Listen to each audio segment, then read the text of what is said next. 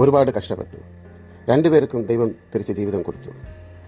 ദൈവം തന്ന ഈ ജീവിതം കൊല്ലാൻ നിൽക്കുവാണെങ്കിൽ എനിക്ക് പറയാനൊന്നുമില്ല, കേൾക്കുക. ഹായ്, എല്ലാവർക്കും നമസ്കാരം. എൻ്റെ പേര് ജോസഫ് ജേക്കബ്. ഇന്നത്തെ യൂട്യൂബിൽ കണ്ടിരുന്നു ജെയിംസ് എന്നോ എന്തൊക്കെയോ പേര് വിളിച്ച് പറയുന്നു. പിന്നെ ലങ്സ് ട്രാൻസ്ഫറോ എന്തൊക്കെയോ പറയുന്നത്. ഓക്കെ, അപ്പോൾ അതൊന്നല്ല, ലിവർ ട്രാൻസ്പ്ലാന്റ്. ഓക്കെ, ഞാനാണ് ബാലചേട്ടൻ്റെ ഡോണർ. ഓക്കെ, എൻ്റെ ഫുൾ നെയിം ജോസഫ് ജേക്കബ് ആണ്. അപ്പോൾ ഞാനിപ്പോൾ ഇതിന് മുമ്പിൽ വന്നിട്ടുള്ളത് എന്താണെന്ന് വെച്ചാൽ, എനിക്ക് ആക്ച്വലി കുറച്ച് ദിവസമായിട്ട് കൈ ഫ്രാക്ചറായിട്ട് ഞാൻ ഹോസ്പിറ്റലായിരുന്നു. ഞാൻ വന്നിപ്പോൾ ഒരു 3-4 ദിവസമായിട്ടുള്ള ഇവിടെ. എന്താ സംഭവം എന്ന് വെച്ചാൽ, കുറേ വീഡിയോസ് ബാലചേട്ടനെ കുറിച്ചും എലിസബത്ത് ചേച്ചിനെ കുറിച്ചും കുറേ വീഡിയോസ് ഞാൻ കണ്ടിരുന്നു. എനിക്ക് അതിനെക്കുറിച്ചൊന്നും സംസാരിക്കാനില്ല. പക്ഷേ അതിൽ എന്നെക്കുറിച്ച് എലിസബത്ത് ചേച്ചിയെ കുറച്ച് കാര്യങ്ങൾ സംസാരിക്കുന്നുണ്ട്. അതേമാതിരി ലക്ഷങ്ങൾ കൊടുത്താണ് ടോണിനെ സ്പോൺസർ ചെയ്തത്. പിന്നെ ഞാൻ കൊടുക്കാൻ തയ്യാറായിരുന്നു. എനിക്ക് മനസ്സിലാവും എന്ന് വെച്ചാൽ, ഓൾമോസ്റ്റ് സർജറി ചെയ്യുന്നതിനും 10 ദിവസം മുമ്പ് ഞാൻ ഹോസ്പിറ്റലായിരുന്നു. ഹോസ്പിറ്റലിൽ കുറേ ചെക്കപ്പൊക്കെ ഉണ്ടായിരുന്നു. അന്നത്തെ ചെക്കപ്പൊക്കെ ആയിരുന്നു. അപ്പോൾ ആ സമയത്ത് എലിസബത്ത് ചേച്ചിയുണ്ട്. ചേച്ചി അന്നൊന്നും എൻ്റെ അടുത്തൊന്നും പറഞ്ഞില്ലായിരുന്നു. കുറച്ച് ഞാൻ കൊടുക്കാൻ റെഡിയാണ്, ഇത് സമ്മതിക്കില്ല എന്ന് പറഞ്ഞ് എൻ്റെ അടുത്ത് ഒന്നും സംസാരിച്ചിട്ടില്ല. ഇതിനെക്കുറിച്ച് എന്നെ സംസാരിച്ചിട്ട് പോകില്ല. ഓക്കെ, അങ്ങനെയാണെങ്കിൽ എനിക്ക് കൊടുക്കണമെന്നുണ്ടായിരുന്നില്ല. മനസ്സിലായോ? അപ്പോൾ അന്ന് പറയാത്ത ആളാണ് ഇന്ന് പറയുന്നത് ഞാൻ കൊടുക്കാൻ റെഡിയായിരുന്നു ലിവർ. പക്ഷേ ആരും സമ്മതിച്ചില്ല. ഡോക്ടർ, ആളൊരു ഡോക്ടറാണ്. ഡോക്ടറായ സ്ഥിതിക്ക് കൊടുക്കാമെന്ന് പറയുന്നത് ബ്ലഡ് അല്ല, ഇറ്റ്സ് എ ലിവറാണ്. ഓക്കെ, ലിവർ ട്രാൻസ്പ്ലാന്റ് ചെയ്യാനായിട്ട് എന്തൊക്കെ പ്രൊസീജിയർ ഉണ്ടെന്ന് അതറിയുന്ന ആൾക്കാർക്ക് മാത്രമേ അറിയുള്ളൂ. ഓക്കെ, ഓൾമോസ്റ്റ് 10 days അതിന് വേണ്ടി പിന്നിൽ കുറേ ആപ്ലിക്കേഷൻസ്, കുറേ മീറ്റിങ്സ്, അവിടെ പോകണം ഇവിടെ പോകണം, കുറേ എന്താ പറയുക, കുറേ ഫോംസ് വേണം, അത് ഫിൽ ചെയ്യണം, ഇത് ഫിൽ ചെയ്യണം, കുറേ ചെക്കപ്പ് ഉണ്ട്, ടെസ്റ്റ്, കാർഡിയോ ടെസ്റ്റ്, അങ്ങനെ കുറേ സംഭവമുണ്ട്. ഓക്കെ, പെട്ടെന്ന് ലിവർ കൊടുക്കാമെന്ന് പറഞ്ഞാൽ പെട്ടെന്നാവില്ല.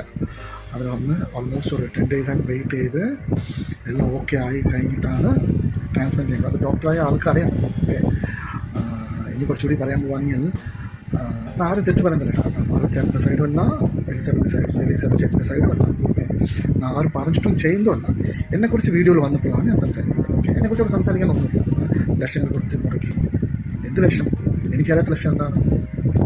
ഞാൻ ഇതുപോലും ചേട്ടൻ ഒരു കാര്യം ഞാൻ ചോദിച്ചിട്ടില്ല. ഓക്കെ, ചേട്ടൻ കുറേ കാര്യങ്ങൾ ചെയ്തിട്ടുണ്ട്. ഓക്കെ, അത് ഒരിക്കലും ഇല്ലാന്ന് പറ്റില്ല. കുറേ കാര്യങ്ങൾ ചേട്ടൻ ചെയ്തിട്ടുണ്ട്. ഓക്കെ, പക്ഷേ ചെയ്ത കാര്യങ്ങളല്ലാണ്ട് എന്തൊക്കെയോ വിളിച്ച് സംസാരിക്കും ചേച്ചി. അപ്പോൾ ചെയ്യാത്ത കാര്യങ്ങൾ പറയുമ്പോൾ എനിക്ക് ദേഷ്യമാണ്. മനസ്സിലായോ? അപ്പോൾ അത് കാരണം എന്നെക്കുറിച്ച് ആവശ്യമില്ലാത്ത സംസാരങ്ങൾ വേണ്ട. അങ്ങനെ എന്തെങ്കിലും പ്രൂഫ് കാണിക്കൂ. ഞാൻ പറഞ്ഞ് ലക്ഷങ്ങളോ അല്ലെങ്കിൽ കോടികളോ വാങ്ങിയെങ്കിലും അത് പ്രൂഫ് കാണിക്കും. ഞാൻ ഒരിക്കലും അങ്ങനെ ചെയ്തിട്ടില്ല. ഓക്കെ, അതെന്തെങ്കിലും പ്രൂഫ് ഉണ്ടെങ്കിൽ എൻ്റെ മുമ്പിൽ കാണിക്കും. അല്ലാണ്ട് ആവശ്യമില്ലാണ്ട് എന്നെക്കുറിച്ച് മീഡിയയിൽ പറയാൻ ചേച്ചിക്ക് ഒരു റൈറ്റ്സും ഇല്ല. ഓക്കെ, അതേമാതിരി ഡോണേഴ്സ് എന്ന് പറയുമ്പോൾ എന്താണ് വിചാരിച്ചവർ? ഡോണേഴ്സ് വെച്ചാൽ എന്താണ് കരുതിയതെങ്കിൽ മനസ്സിലാവും.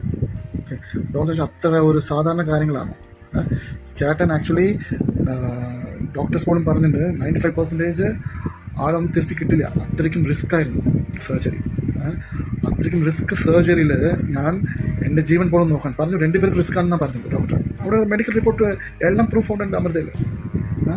ഡോക്ടർ പറഞ്ഞ് കൊടുക്കുന്ന ആൾക്ക് റിസ്ക്കാണ്, കിട്ടുന്ന ആൾക്ക് റിസ്ക്കാണെന്ന് പറഞ്ഞ് എല്ലാം പറഞ്ഞ് ഞാൻ ഒന്നും എന്താ പറയുക, എൻ്റെ ലൈഫ് പോലും നോക്കാണ്ട് ഞാൻ വന്ന് കൊടുത്തിട്ട് ഇപ്പോൾ വന്ന് ഞാൻ കൊടുക്കാൻ റെഡി ആയതെന്ന് പറയുമ്പോൾ നിങ്ങൾ ആരെങ്കിലും ഒന്ന് ഓർത്ത് നോക്ക്. ഈ വിഷമം ഉണ്ടാവില്ല, നിങ്ങളൊന്ന് ഓർത്ത് നോക്ക്. ഓക്കെ, ചിലപ്പോൾ എൻ്റെ മലയാളത്തിൽ കുറച്ച് ഡിഫറൻസ് ഉണ്ടാവും. ഞാൻ ചെന്നൈയിലായിരുന്നു, എൻ്റെ മലയാളത്തിൽ കുറേ ഡിഫറൻസ് ഉണ്ടാവാം. ഓക്കെ, അപ്പോൾ എനിക്ക് ഇങ്ങനെയൊക്കെ പറയുമ്പോൾ എനിക്ക് ഭയങ്കര ഒരു എന്താ പറയുക, കൊടുക്കേണ്ടായിരുന്നു ഒന്നും ഒരു തോന്നൽ.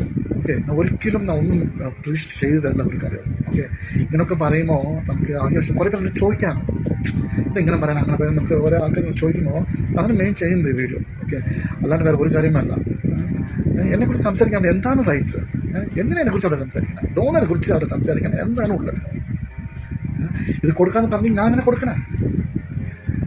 ടിൽ നൗ എൻ്റെ മേത്ത് ഒരു കത്തി പോലും വെക്കാത്ത ആള് എൻ്റെ മേത്ത്. ഓക്കെ, ഞാൻ എല്ലാം ഓക്കെ എന്ന് പറഞ്ഞ് എന്നെ കൊടുക്കണം. ആ സമയത്ത് ആൾ ഓക്കെ ആണെങ്കിൽ ആരോപണങ്ങളുമായാണ് ഭാര്യ എലിസബത്ത് എത്തിയത്.